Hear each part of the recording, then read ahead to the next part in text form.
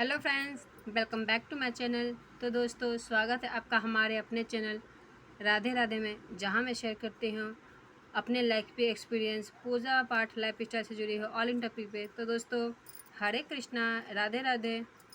तो दोस्तों, आज की वीडियो है पूजा की थाली में आपको विशेष कर क्या रखनी चाहिए, किस चीज़ का क्या महत्व है। आज की जो वीडियो है इसी पे है। तो जैसे कि रक्षाबंधन का त्यौहार जो है हिंदुओं का प्रमुख त्यौहार माना गया है। भाई और बहन का प्रेम का प्रतीक जो है ये त्यौहार श्रावण मास के पूर्णिमा के दिन मनाया जाता है। इस दिन रक्षाबंधन जो है 11 अगस्त दिन गुरुवार 2022 को मनाया जाएगा। ठीक है फ्रेंड्स। तो वैसे तो राखी का जो है राखी की पूजा कैसे होती है, इस बात की जो जानकारी लगभग सभी बहनों को होती है। हर एक जो है अपने घर की प्रथा के अनुसार जो है अलग अलग घर में अलग अलग नियम जो है पूजा के हो जाते हैं, चाहे वो कोई सी भी पूजा हो।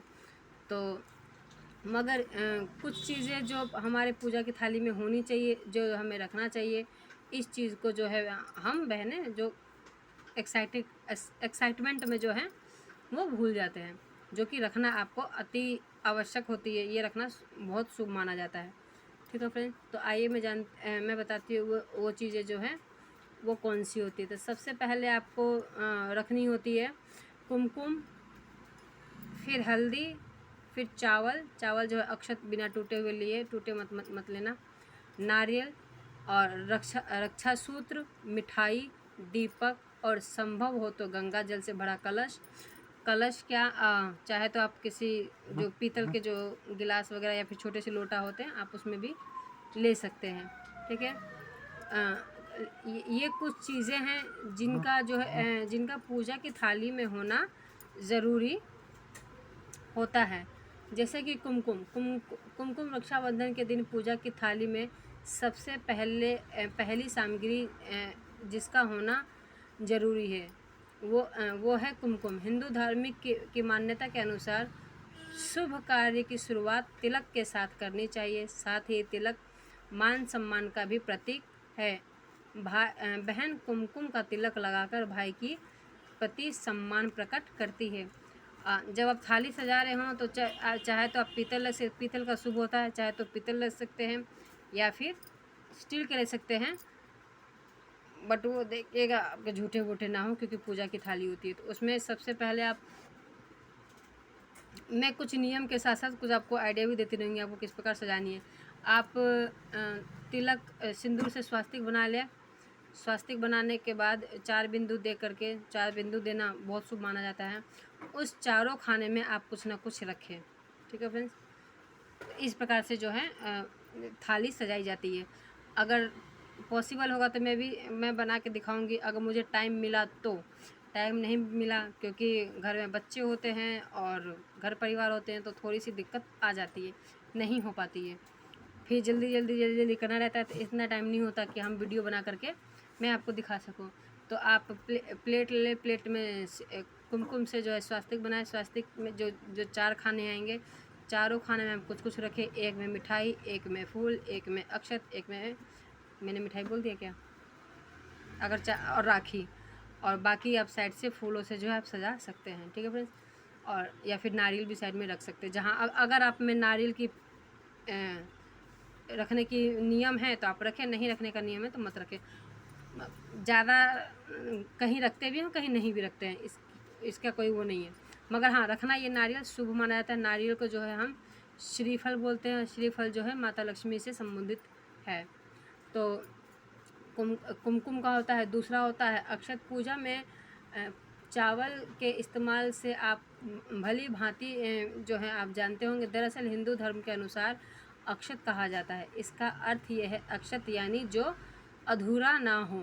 अक्षत शुक्र ग्रह से भी संबंधित है और शुक्र ग्रह प्रभाव से भी जीवन में भौतिक सुख सुविधाओं की जो है प्राप्ति होती है। इसलिए तिलक के साथ चावल लगाने का महत्व यही है। भाई के जीवन पर तिलक का शुभ असर हमेशा बना रहे। नारियल जो है आजकल रक्षाबंधन के दिन कई लोग नारियल का इस्तेमाल नहीं करते, लेकिन इसका महत्व है। परंपरा यही है कि भाई अपने बहन को तिलक लगाने के बाद हाथ में नारियल देती है। नारियल को श्रीफल भी कहा जाता है। श्री यानी कि लक्ष्मी से संबंधित है, जो कि मैंने आपको पहले बताई, दोबारा मैं रिपीट आपको कर देती हूँ। ये सुख समृद्धि का जो है प्रतीक होता है। रक्षा सूत्र, जो रक्षा सूत्र कहा जाता है, रक्षा सूत्र यानी कि बांधने से त्रिदोष शांत होते हैं। त्रि यानी वात, पित्त और कफ। शरीर में होने वाली सभी बीमारियां इन 3 दोषों से संबंधित होते हैं। ये रक्षा सूत्र कलाई पर बांधने से शरीर के तीनों का संतुलन बना रहता है। बहन राखी बांधकर अपने भाई की लंबी उम्र की कामना करती है। भाई को यह रक्षा सूत्र इस बात का एहसास करवाता रहता है कि उसे अपनी बहन की हमेशा रक्षा करनी होती है, करनी चाहिए, करनी पड़ेगी हमेशा। मिठाई, जो 5वीं चीज़ हमें रखनी है वो है मिठाई। मिठाई राखी बांधने के बाद बहन अपने भाई को कुछ मीठा या फिर मिठाई खिलाती है। इस रस्म को करने के पीछे एक मान्यता है, जैसे कि भाई जिसके भाई का मुंह मीठा कराने से बहन और भाई के रिश्ते में मिठास भरी रहती है। मिठाई खिलाते समय वह यह कामना करती रहती है कि दोनों के रिश्ते में कभी करवाहट ना आए। दीपक राखी बांधने के बाद बहन अपने भाई को दीपक से आरती उतारती है। इस रस्म को लेकर मान्यता है कि आरती उतारने से सभी प्रकार की बुरी नज़र से भाई की रक्षा होती है। ठीक है फ्रेंड्स।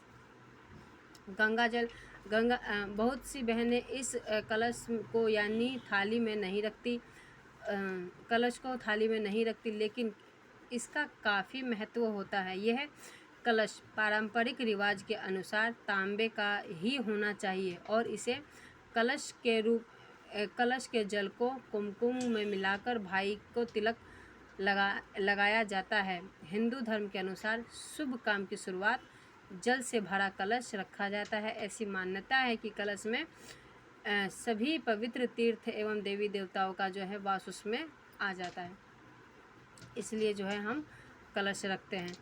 और जब भी आप राखी बांधें तो कोशिश ये अवश्य ध्यान रखें कि आपका मुंह जो है पश्चिम की तरफ हो और भाई का मुंह जो है पूरब की तरह हो।